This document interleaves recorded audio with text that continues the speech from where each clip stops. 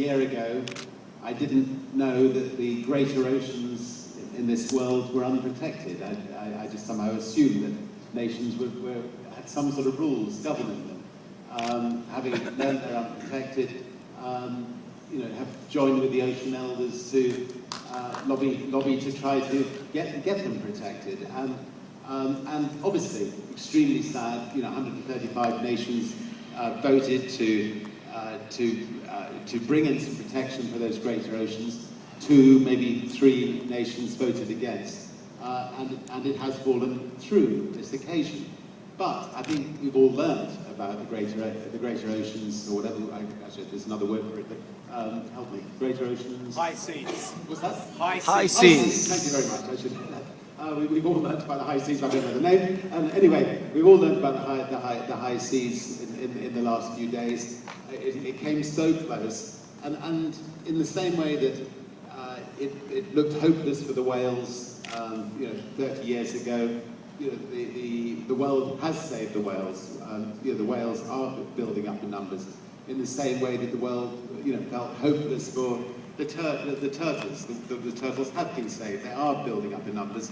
I think that with wonderful organisations, led by people like Sylvia Earle, campaigning for it, with all the people who are down here at Rio who are really determined to make a change. We will protect the oceans. We've got to protect the oceans. We will start pushing back and reforesting areas that are not being forested. Governments can't get away with things anymore.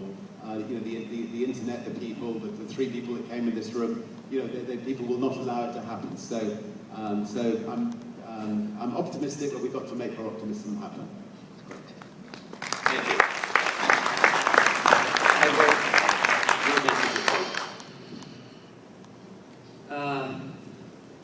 When I wake up smiling, it's usually because I was dreaming that I was Richard.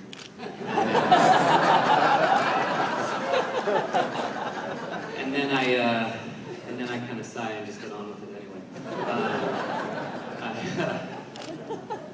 I don't know. I think I go back and forth. I think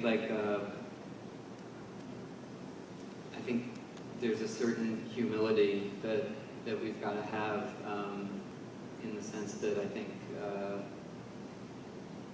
I'm sure there have been many times in human history when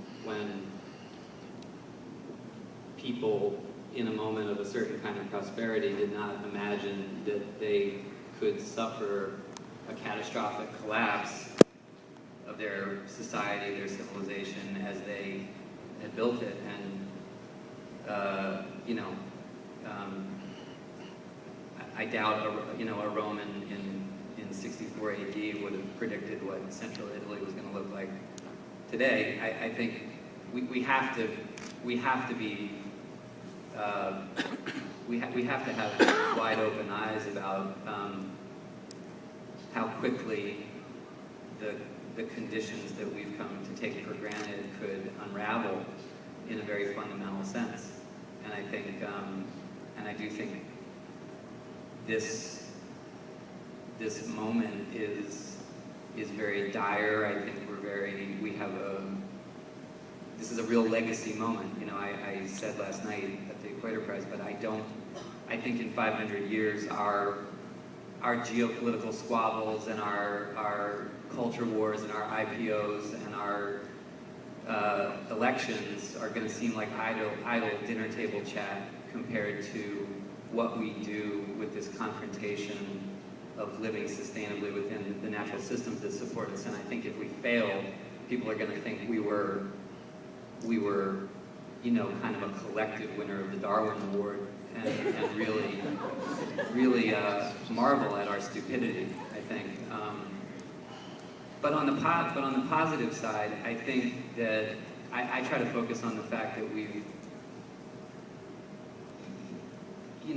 early humans certainly hunted animals to extinction and things like that, but on a real global systemic sense, we've done most of the damage that we've done with technology that we invented in the last 150 plus years.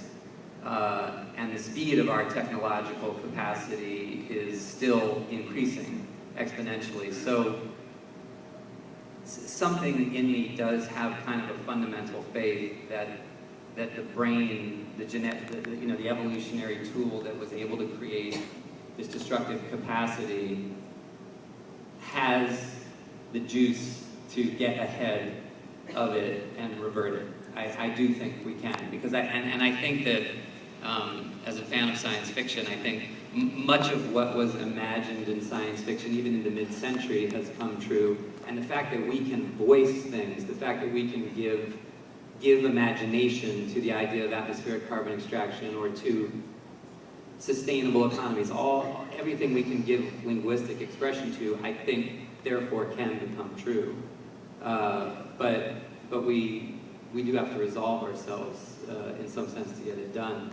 And I think the things that give me optimism are that, not that I'm a mathematician, but I do think that economics on some level, the thing that excites me the most right now, I would say, is that I feel like we're straddling this really key moment in the history of the environmental movement. If you look at the environmental conservation movement as somewhat over 110 years old, the modern movement,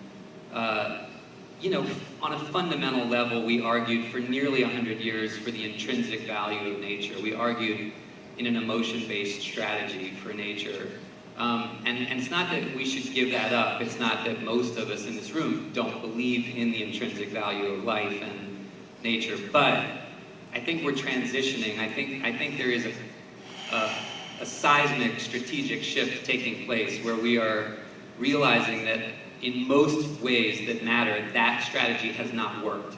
None of the major benchmark indicators are moving in the right direction by arguing for the intrinsic value of nature, because it turns out that people's livelihoods just matter more to them in the immediate moment, and that is driving things in the wrong direction. So I think amazingly we've moved toward this great new set of ideas of natural resource capital, of ecosystem service value, of recalculating our economics to actually ascribe the correct value within our economic matrix to this system that supports us, and force those externalities that have been subsidized kind of unconsciously internal. And that's going to change things. And the indicators that give me optimism are that guys like Richard and many others who are captains of industry, of extractive industries, of industries that pollute, all those things, are actually seeing the value for their businesses. People are learning that they are going to do better by embracing these new, more accurate value propositions. And I think that's very exciting to me. I think the Equator Prize winners give me a lot of faith, because it shows you that there can be uptake of these ideas in every culture, in every place, and that shows you that it's a common value. But I also, on the other end of the equation, I'm inspired by people who are showing us that the business of living is probably a long, even in the 10-year, let alone the 30-year or 100-year timeline, that we're going to do. The math supports sustainability. Edward, please.